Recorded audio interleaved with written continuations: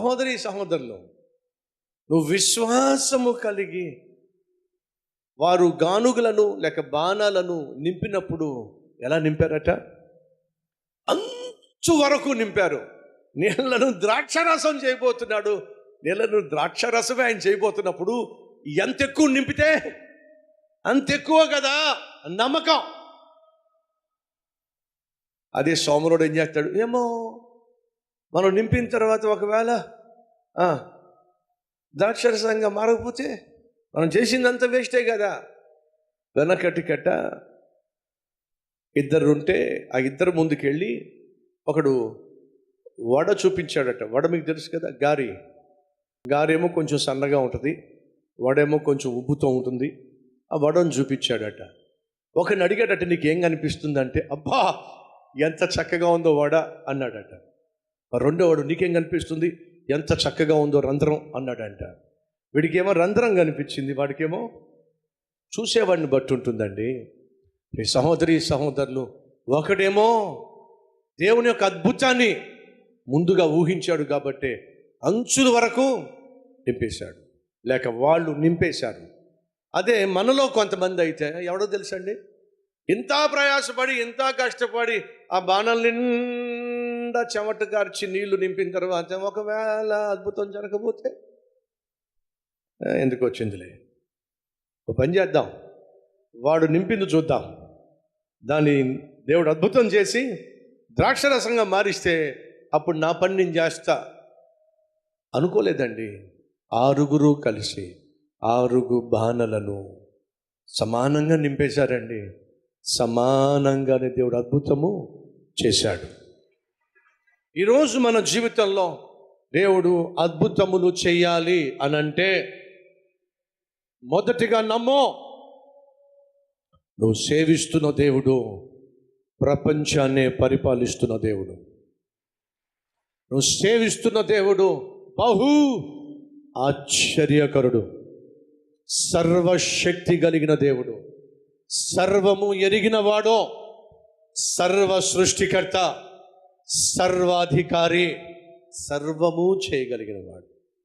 నమ్మో, ఆ నమ్మకమే నీ జీవితంలో అద్భుతాన్ని జరిగిస్తుంది.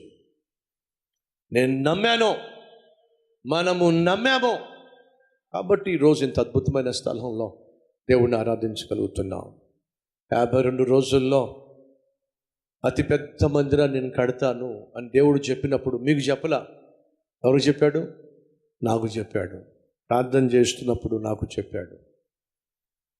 అది నమ్మడమే కష్టంగా ఉంది, కానీ కళ్ళారా చూస్తున్నాను కదండి దేవుడు చేసిన అద్భుతాలు ఏమిటో.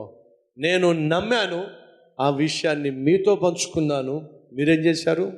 నాతో నమ్మారు. నమ్మాం కాబట్టి దేవుడు ఏం చేశాడు? నమ్మిన వారి నమ్మకం వమ్ము కాకుండా ఇంత అద్భుతమైన మందిరం 52 రోజుల్లో దేవుడు అద్భుతం చేశాడు. చెప్పొచ్చేది ఏంటో తెలుసా? ఆనాడు వివాహంలో అద్భుతం చేసినప్పుడు దేవుడు ఊహించిన దానికంటే అత్యధికంగా చేశాడు.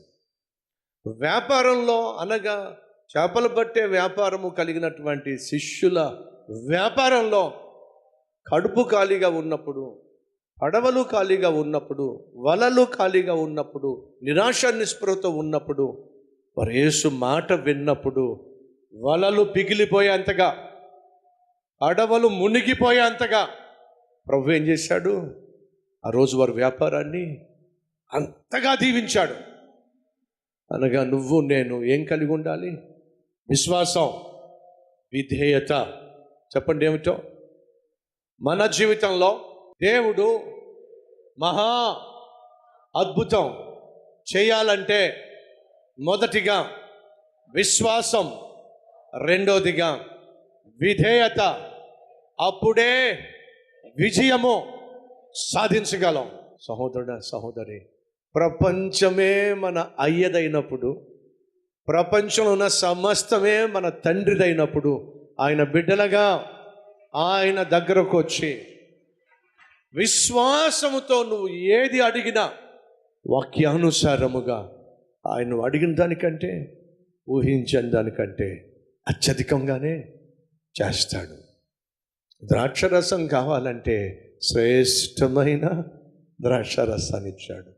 ఇంత మంచి ద్రాక్షరసం ఎక్కడి నుంచి వచ్చింది అనేంతగా ఎడుపుతం చేశాడు. చేపలు కావాలి అని ఆశపడుతుంటే విస్తారమైన చేపలు, పడవ మునిగిపోయే చేపలు. ఆశ్చర్యపరిచాడండి నా ప్రభు. ఆయనను నమ్మిన వారిని, ఆయన మీద ఆధారపడి జీవించే వారిని ఆశ్చర్యపరిచే దేవుడు నా ప్రభు అయిన యేసు. ఈ ఒక్క బైబిల్తో హైదరాబాద్ వచ్చా. కల్వరి టెంపుల్ను చూస్తూ ఉంటే ప్రతిసారి నాకు ఆశ్చర్యం వేస్తూనే ఉంటుందండి. నా దేవుడు ఆశ్చర్యపరిచే దేవుడు. నమ్మినట్లయితే ఉన్న చోటే ప్రార్థనలు ఏకీవిస్తారా?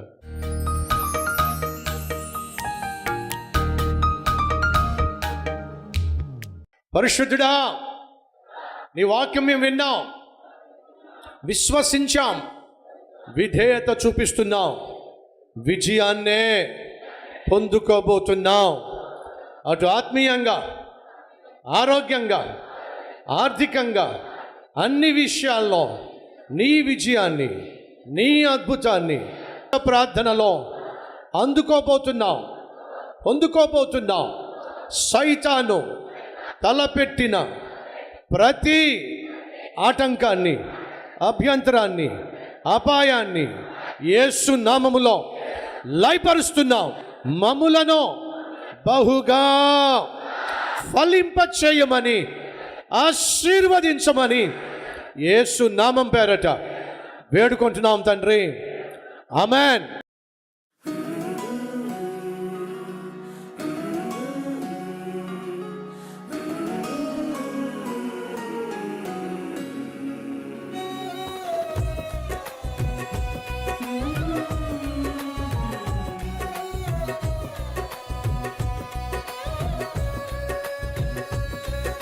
ఫ్రెండ్స్, ఈరోజు అందించినటువంటి క్లుప్త సందేశం మీకు ఆశీర్వాదకరంగా ఉంటే లైక్ చేయండి, 10 మందికి షేర్ చేయండి.